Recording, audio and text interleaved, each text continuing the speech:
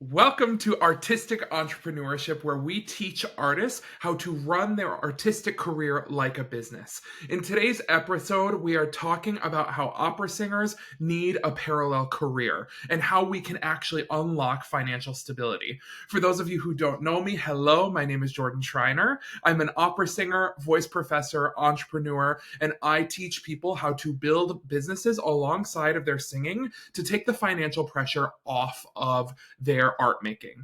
Once we can do that, we can find a lot of freedom within the process. It's going to sustain us and it's going to allow us to keep chasing goals, even when we feel like it's not financially paying off. So, one of the things that I want you all to understand is that the parallel career can be misunderstood. The parallel career is an opportunity for you to build something alongside of your singing, for you to be able to find longevity, for you to be able to not hit burnout within your singing. And this is where standard conservatory education is failing us, which is why this podcast was born. So for me, my story coming to a parallel career was born from having $80,000 in undergraduate student loan debt. I went to a small state school. I was a first generation college student. We didn't have the experience around loans, around scholarships, etc. I was not a stellar student, so I did not get wild academic scholarships. So for me, graduating with $80,000 of student loan debt, I didn't know how I was even going to pay that off because most of it was private. Most of it was not going to be deferred, and it had a high interest rate. So I was very blessed and fortunate to get a full ride to my master's up right upon graduating from my undergraduate. I had a full ride plus a small stipend that paid $800 a month. But the reality of that is that $800 a month sounds great and not having to pay tuition. But when you have rent, when you have a car payment of $360, when you have car insurance, when you have a cell phone bill, when you have groceries, when you have all of the things that add up to be a living, breathing human, and you're trying to be an opera singer, most people get into this career and just live off credit card debt. Just live off student loan debt. And that's where we get into trouble because it all starts to stack up against us and then we eventually burn out. I get text messages constantly, more regularly than I wish I was, from colleagues who are excellent singers who are like, I'm done. I'm leaving the profession. It was fun while it lasted, but I need to go make consistent money. So my goal with this podcast is to teach you all how to run your artistic lives like a business, like conservatory should be teaching us how to do, so that we don't put all of the blood, sweat, and tears into this and eventually hit burnout and quit. If you decide you want to quit, that's fine. There's no judgment, there's no shame. I think that we are all living, breathing humans that evolve and decide we want a different path for ourselves. But what I'm talking about right now are the singers who are forced to leave because they can't take the financial struggles anymore. So one of the big things that we need to take into consideration is the impact that COVID-19 and the pandemic had on our profession, on the traditional operatic career. The hard truth is that there are more classical singers graduating from conservatories all over than there are the amount of jobs available, especially within the training program area. So the supply versus demand is freaking wild, and that means it's going to take the singer longer on average to break into the scene. Yes, there's going to be wunderkinds. Yes, there are going to be people who skyrocket to the top. We clap for them. We love them. We are happy for them. But what about the average artist who is good, who is working their butt off, and it's going to take them longer to be seen? So if we want to adapt, if we want to chase after the artistic dreams, we need to be able to afford that chase. Audition season, recording sessions, voice lessons, vocal coaching, headshots, websites, networking opportunities. All of this stuff adds up super fast. Most of y'all aren't trust fund babies. If I had to put some money on it, that's where I would bet. So if you need to find a way to sustain yourself so you aren't forced to give up on your singing if you don't want to.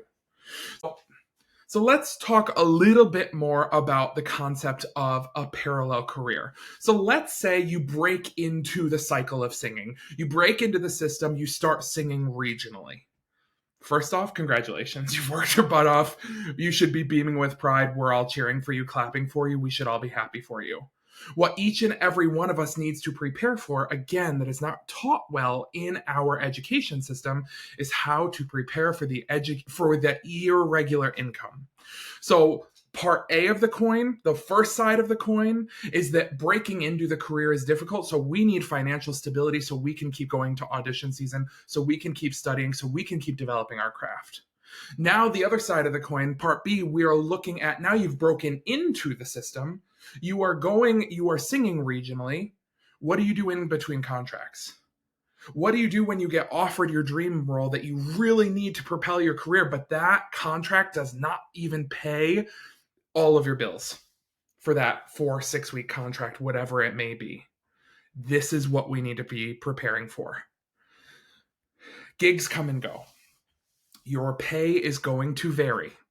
Taxes are going to take a huge chunk of your contract. If you are managed, there's another chunk. This isn't about scarcity. This is about being prepared. So if I could give you all one gift, it's to think about your diversification. When I was going through my training, I was fed all of the lies under the sun. I'm sure you listening to this right now, you're like, I've heard this, or I've heard a version of this. How about this one? If you want to be a legitimate artist, you need to make 100% of your income from your singing. Incorrect. If you teach voice lessons while you sing, they're not going to take you seriously. Incorrect. The list goes on and on. There's this scarcity. There's this horrible mindset from our older generation of mentors that have passed this on, that lives residually in the industry, that we need to make sure we're actively working against. The parallel career is the way for the average artist to continue to chase their dreams. You need money to live. You need money to continue to study. You need money for audition season. There is no shame in the parallel career game. So that's what I want you to walk away from this podcast, realizing that it is okay for you to be looking for other things. Keep the main thing the main thing. Your singing can still be your main thing. Plan B, the backup option, is I'm working this job over here that's giving me benefits, that's allowing me to go to audition season this year. That's funding audition season. It's funding my weekly, bi-weekly, once a month voice lesson, vocal coaching, etc. There is no shame in that. So what are some parallel career options for the opera singer, for the artist, whoever you are listening to this that might resonate with this conversations? What jobs can we even parallel alongside of our singing?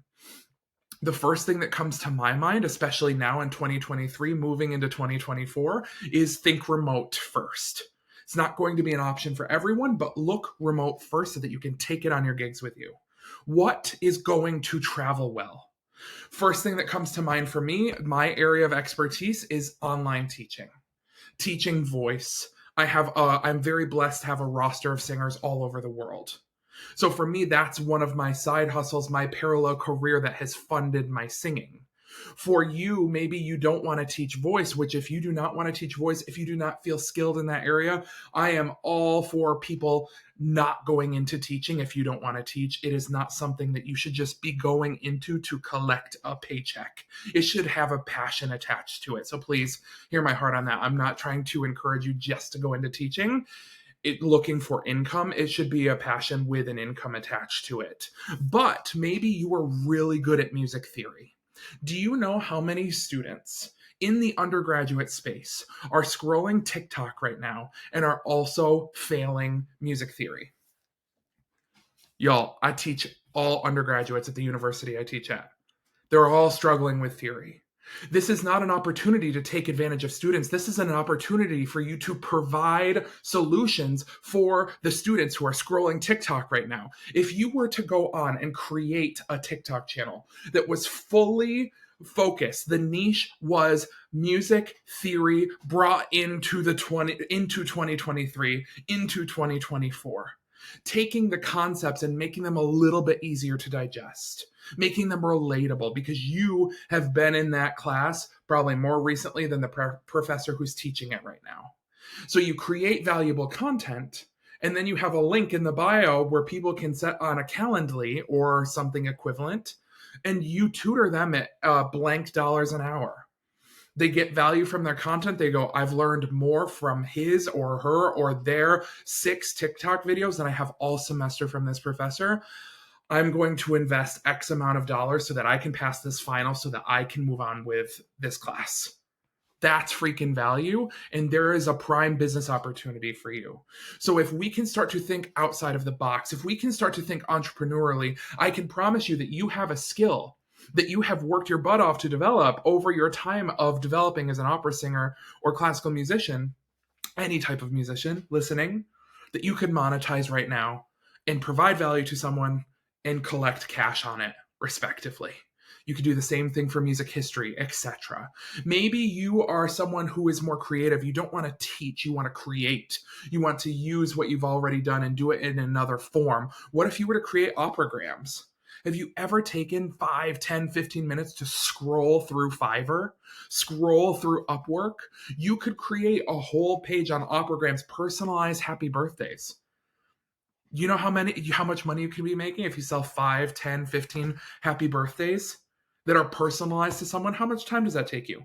How much voice does that take you? Pick a key that's not taxing. You could be making money on providing a service for someone that is going to fund your audition season.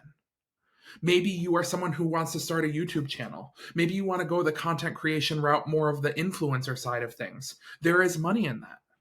Maybe you want to look at partnering with a local business to create a dual program where you provide music for an opera-themed party to bring in a whole different type of customer into their small shop, into their whatever they might be doing, just straight up entertainment for their event. Other things you could look at is arts administration. Could you explore roles in arts admin that allow for remote work? There's jobs out there. Social media managers. Do you know how many friends I have working in tech right now that are fully remote and that they have very flexible hours and low impact on the voice? That's something else I want you to think about, especially if you are aggressively pursuing trying to launch your career. You should look at the parallel career. How much voice use is this going to take? Is this actively taking away from my practice time? Is this actively taking away from me wanting to sing every day, building my aria package, etc.? So I want us all to move away from the concept that it needs to be opera money all of the time if you are an opera singer. The reality is that there are more of us than there are jobs available. Facts are not a tax. This is not scarcity. This is just reality. You can create longevity in your life and your career if you can get your money right. One of the things that the conservatory education does not always teach is how to play the long game. It takes money to survive. It takes money to not have burnout. Don't apologize for it. So if you got value from this episode, I would please ask for you to follow, subscribe, leave a 5-star review so we can reach more people who need to hear this message. I would love for you to take a screenshot of wherever you're listening, watching this, and post it to your stories, Facebook, Instagram, TikTok, with your biggest takeaway. What are you walking away with from this episode? And tag me at JMS Tenor. I would love to know if you're getting value from this episode. Please share this with a friend. Let's get the word out there that the parallel career can create longevity in our lives, and we do not need to have shame around it. We should absolutely be embracing it. I hope that you all are having a great day. Take care of yourselves. Stay happy, stay healthy, and I can't wait to see you on the next episode.